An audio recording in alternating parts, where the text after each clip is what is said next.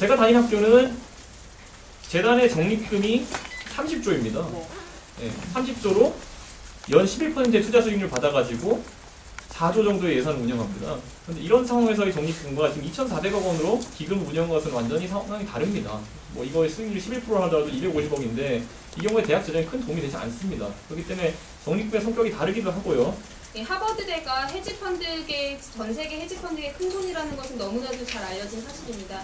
그러나 이것이 오히려 보여주는 바는 저는 대학들이 적립금을 높이 쌓아놓는다고 해서 그래서 주식 투자를 많이 한다고 해서 그것이 과연 학생들의 혜택으로 돌아오는가 그렇지 않다는 것을 보여주는 것이 오히려 저는 하버드대 상황이라고 보고 이런 미국식 대학의 그런 적립금 구조 그리고 높은 등록금 문제를 과연 한국이 따라가야 하는가라는 문제가 있다고 생각을 합니다.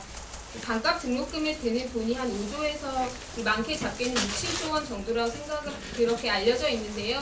사실 뭐 4대강 사업이 22조 원이 든다는 것 이미 언론을 통해서 많이 알려진 바고 이 부자 감세 정책을 통해서 이 정부가 이 법인세를 인하해주고 종부세를 폐지하는 방식을 통해서 수조 원의 이런 세수가 날아간 것 많은 국민들이 지금 분노하고 있지 않습니까? 이런 돈들을 오히려 걷는 것을 통해서 반값 등록금이 가능함에도 불구하고 저는 할 수 없는 것이 아니라 할 수 있는데도 하지 않는 것이 오히려 이 등록금 문제에서 정부가 보이는 태도에 대한 정확한 진단이 아닌가라고 생각을 합니다.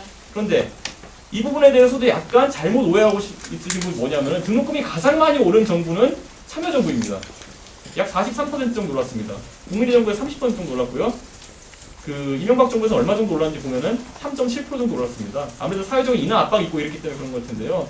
결국 이 논의의 본질은 어떻게 내릴 것인가에 대한 논의로 돌아갔거든요. 그런데 이 부분은 다들 파악하고 계셨으면 합니다. 왜냐면 아직도 오르는 것을 막는 정책인지 아니면은 얼마 내려가는 것에 대한 정책인지 따라서 많이 정책 방향이 달라지거든요. 그래서 새누리당은 지금 우선 동결까지는 저희가 이뤄냈고 앞으로 내려가는 방향성을 가지기 위해서 여러 가지 정책이 있습니다.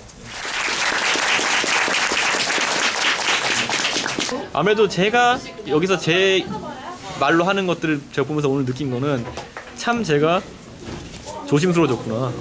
그러니까 제가 어쩌면 한 달 전에 처음 시작했을 때 했던 말들을 그대로 어떤 대학생한테 들으면서 어쩌면 그때 내 시각이 20대 시각이랑 일치했었구나. 그리고 지금은 어쩌면 그 경험을 가졌던 사람으로서 조금 더 정책 입안 과정 이런 거 본 다음에 좀 더 정제돼가지고 잘 엮어나갈 수 있는 그 브릿지가 될 수 있겠다는 생각을 오늘 했어요. 그러니까 제가 오늘 들었던 얘기, 솔직히 김지훈 씨가 하신 얘기 같은 것들도 제가 당에 들어와서 처음에 언론교 보도된 걸 보면은 제가 거의 했던 얘기들이 되게 많아요. 그러니까 뭐 반값 등록금을 하기 위해서 뭐 기업의 부담을 강화하자 이런 것들 굉장히 얘기 많이 했었는데 그게 좀 흥미로운 과정이었던 거예요. 한 살 만에 저도 이제 그렇게 했다는 게. 그리고 뭐 아까 말씀